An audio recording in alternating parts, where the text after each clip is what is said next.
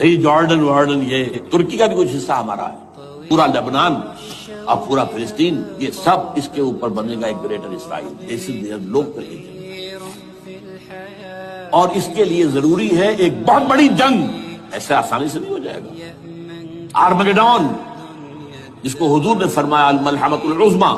الملحمۃ الکبریٰ، بہت بڑی جنگ، جس کی خوفناکی اور تباہناکی کا اندازہ اس سے کیجیے۔ حضور فرماتے ہیں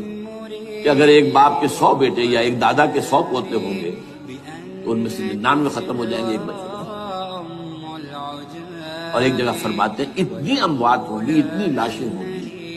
کہ ایک نفاست پسند پرندہ جو ہے، جو گندگی پہ نہیں اترنا چاہتا، جو ہے نفاست پسند پرندہ، وہ نہیں اتر سکے گا، اڑتا اڑتا چلا جائے گا، لیکن لاشوں کا سلسلہ ختم نہیں ہوگا، یہاں تک کہ تھک ہار کر لاشوں پر گر جائے گا۔ یہ دور نہیں ہے، اس لیے کہ اس پر متفق ہیں